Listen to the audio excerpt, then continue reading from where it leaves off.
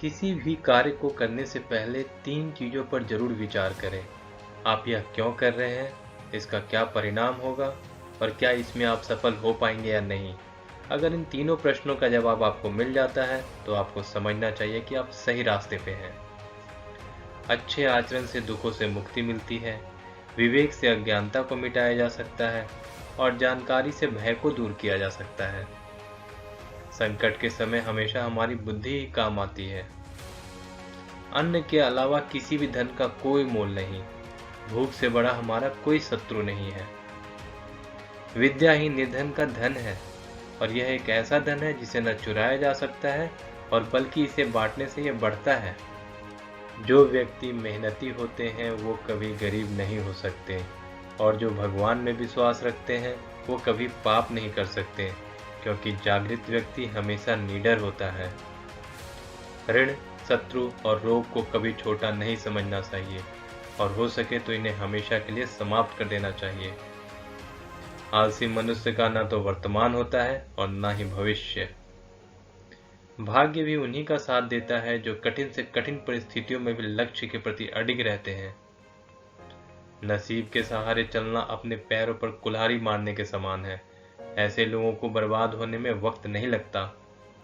दूसरे व्यक्ति के धन का लालच करना ही हमारे नाश का कारण बनता है।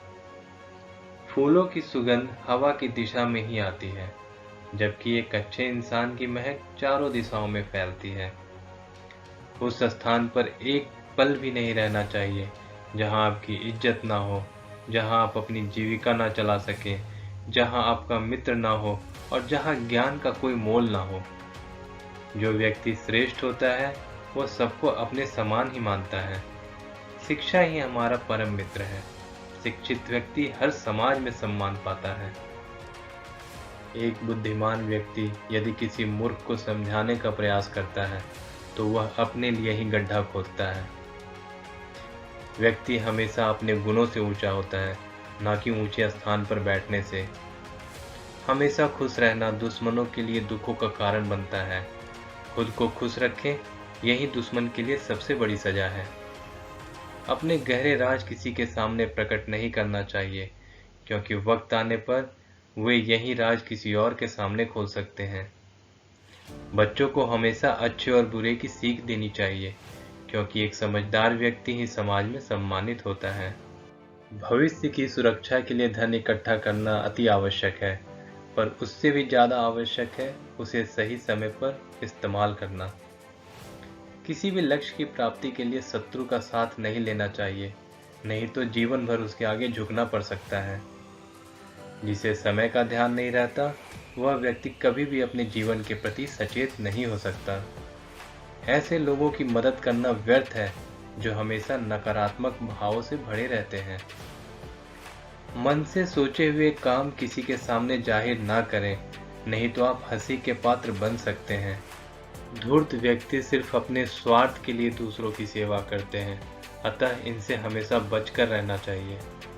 सांप का फन, मक्खी का मुख, बिच्छू का डंक जहर से भरा रहता है, लेकिन एक दुष्ट व्यक्ति का पूरा शरीर ही जहर से भरा हुआ होता है। मित्रता हमेशा बराबर वालों के साथ करनी चाहिए।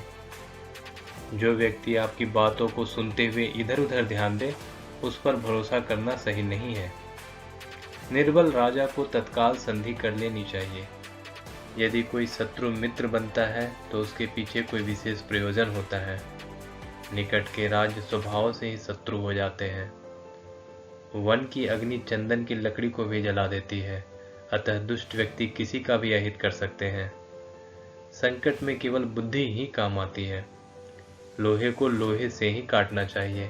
सांप को दूध पिलाने से विष ही बढ़ता है, ना कि अमृत। शत्रु की दुर्बलता जानने तक उसे मित्र बनाकर रखें। सिंह भूखा होने पर भी तिनका नहीं खाता। यदि स्वयं के हाथ में विष फैल रहा है तो उस हाथ को काट देना चाहिए। चंचल चित्त वाले व्यक्ति का कार्य कभी समाप्त ही नहीं होता। किसी देश के दो शत्रु आपस में मित्र होते हैं। शत्रुओं से भी अच्छे गुण का ग्रहण करना चाहिए। संकट में मदद करने वाला व्यक्ति ही असली मित्र होता है।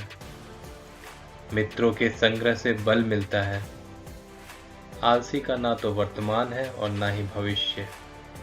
सुख का आधार धर्म है, धर्म का आधार धन है और धन का आधार एक सुसंगठित राज्य है। दुष्ट की मित्रता से अच्छी शत्रु की मित्रता होती है। भाग्य पुरुषार्थी के पीछे पीछे चलता है। आग में घी नहीं डालना चाहिए, अर्थात एक क्रोधी व्यक्ति को और अधिक क्रोध नहीं दिलाना चाहिए। मनुष्य की वाणी कभी विष की तरह तो कभी अमृत की तरह हो जाती है। ज्ञानियों की सेवा से ही ज्ञान प्राप्त होता है। आचार्य चाणक्य चंद्रगुप्त मौर्य के महामंत्री थे। वह भारत के प्रसिद्ध विद्वानों में से एक हैं। चाणक्य की नीति आज भी व्यवहारिक है। अगर आपको हमारा वीडियो पसंद आया तो इस चैनल को लाइक, शेयर और सब्सक्राइब करें। धन्यवाद।